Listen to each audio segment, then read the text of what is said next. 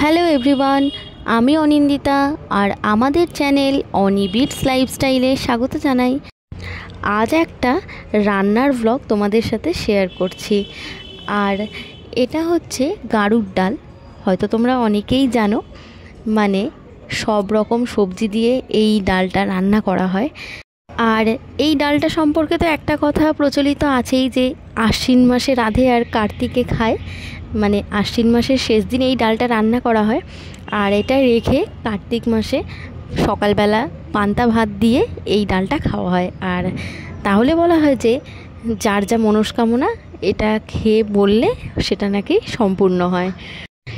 আশ্বিন মাসে আগের দিনকে রান্না করা হয়েছিল এটা আমাদের বাড়িতেও দুপুরবেলা। আর তারপরে রেখে ওটা পরের দিন, মানে পরের দিন তো কার্তিক মাস পড়ে যাচ্ছে, তো পরের দিন এটা পান্তা ভাত দিয়ে খাওয়া হয়েছিল। তো সেটাই ভাবলাম আজকে তোমাদের সাথেও শেয়ার করি। এটা তো একটা রীতি, বহুদিন ধরেই প্রচলিত। আর এই ডালটা রান্না করার জন্য দেখো এখানে আমি অনেক ধরনের সবজি কেটে নিয়েছি। এখানে পেঁপে, বেগুন, ডাঁটা, মূলো, বরবটি, তারপর কুমড়ো, এদিকে এটা হচ্ছে শাপলা, পটল, মানে যা যা সবজি দেওয়া যায় সবই এখানে কেটে রাখা হয়েছে। আর এছাড়াও টকের মধ্যে দেওয়া হয়েছিল তেঁতুল, জলপাই আর টমেটো, যত রকমের সবজি জোগাড় করা যায় আর কি। এদিকে সব সবজি তো ভালো করে কেটে কুটে ধুয়ে রাখা হয়েছে। আর তারপরে 3-4 রকমের ডাল ভালো করে ধুয়ে নুন দিয়ে সেদ্ধ করতে বসিয়ে দিয়েছি। এদিকে ডালটা সেদ্ধ করে নেব, তারপরেই মেন প্রিপারেশনটা শুরু হবে। আর ডালের মধ্যে কিন্তু আমি মুগ ডাল আর মটর ডাল, এই দুটো ডালই এখানে ব্যবহার করেছি। আর এদিকে তেলের মধ্যে একটু বেগুনটা নুন হলুদ দিয়ে ভেজে নেব, ভেজে তুলে রাখবো, আর ওটা পরে দেব, কারণ না হলে গলে যায় ওই জন্য। আর এটা সাধারণত সেদ্ধ করেই সবজিগুলো দেওয়া যায়, কিন্তু একটু কাঁচা ভাবটা কাটিয়ে নেওয়ার জন্য হালকা একটু তেলের মধ্যে আমি নেড়ে নিয়েছি। সব রকম সবজিগুলো দিয়েছি তেলে, দিয়ে ভালো করে নেড়ে নেবো। আর তার মধ্যে একটু পাঁচফোড়ন দিয়েছিলাম, লঙ্কা দেওয়া আছে, একটু ভাজা ভাজা করে নেব নুন হলুদ দিয়ে। তারপরে ডালের মধ্যে দিয়ে করব, পরপর তোমাদের দেখাচ্ছি। আর এই ডালটার মধ্যে, মানে এই রান্নাটার মধ্যে কিন্তু সব রকম পুষ্টিগুণ পাওয়া যায়। তো আমাদের বাড়িতে হয়তো এমন অনেকেই আছি আমরা যারা হয়তো সব ধরনের সবজি খাই না, কিন্তু সবই তো পুষ্টিকর, তাই এই রান্নার মধ্যে দিয়ে কিন্তু সব সবজি একবারে খাওয়া হয়ে যায়, বেশ উপকারী। তো এইদিকে আমার সবজিগুলো ভাজা হয়ে গেছে যখন, ডালটা তো সেদ্ধ আগেই করেছি দেখলে তোমরা, ডালটা এর মধ্যে দিয়ে দিয়েছি।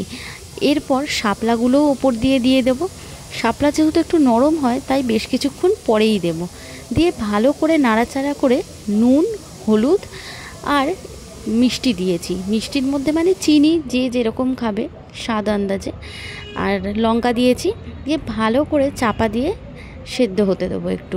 যখন সেদ্ধ হয়ে যাবে মোটামুটি, তার বেশ কিছুক্ষণ আগেই তেঁতুলটা আমি দিয়ে দিয়েছি। তেঁতুল, জলপাই এই দুটো দিয়েছিলাম টকের জন্য। আর ডালটা কিন্তু খেতে ভীষণ টেস্টি হবে, যেহেতু টকও পড়ছে, মিষ্টিও রয়েছে। এদিকে ডালের মধ্যে যা যা সবজি বা মশলাপাতি যা দেওয়ার ছিল, মশলা তো সেইভাবে কিছু দেওয়ার নেই, শুধু নুন আর মিষ্টিটাই ভালো করে দেখে দিতে হবে। সবই মোটামুটি দেওয়া হয়ে গেছে।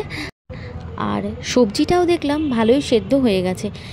এরপর এটা বেশ কিছুক্ষণ ফুটিয়ে নেব, তারপরে ব্যাস রান্না তো এদিকে রেডি। আর এই দেখো, যখন রান্নাটা মোটামুটি হয়ে যাবে তারপরে গোটা গোটা তেঁতুলটা দিয়ে দিচ্ছি ওপর দিয়ে। তেঁতুলটা এই কারণেই পরে দিচ্ছি, কারণ যখন এটা চাপা দিয়ে রেখে দেবো, যে গরম একটা ভাব থাকবে সেটাতেই তেঁতুলটা যা সেদ্ধ হওয়ার হয়ে যাবে। তো আর লাস্টে নামানোর কিছুক্ষণ আগে বেগুনটা দিয়ে দেবো, মানে তেঁতুল আর বেগুন একসাথেই দিচ্ছি যাতে জিনিসটা গলে না যায়। ব্যাস এদিকে তো হয়ে গেছে ডাল। এবারে চাপা দিয়ে রেখে দেবো, আধ ঘন্টা মতো থাকবে, তারপরে খাওয়ার টাইমে এটাকে খুলবো। এই দেখো এদিকে মোটামুটি আধ ঘন্টা রেখে দেওয়ার পরে যখন খুলেছি, সব সবজি তো সেদ্ধ আগেই হয়ে গেছিলো, তেঁতুলটাও কিন্তু বেশ ভালো নরম হয়ে গেছে। আর আজকে তো আমরা সবাই মিলে এই দুপুরবেলাতে এই গাড়ুর ডাল খেয়েছি।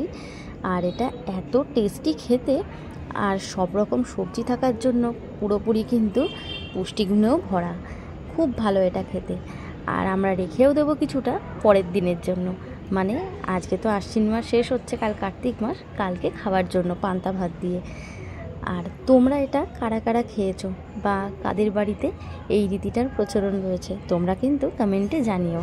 আর যারা খাওনি তারাও কিন্তু একবার বানিয়ে খেয়ে দেখতে পারো, ভীষণ টেস্টি আর শরীরের জন্যও কিন্তু ভালো।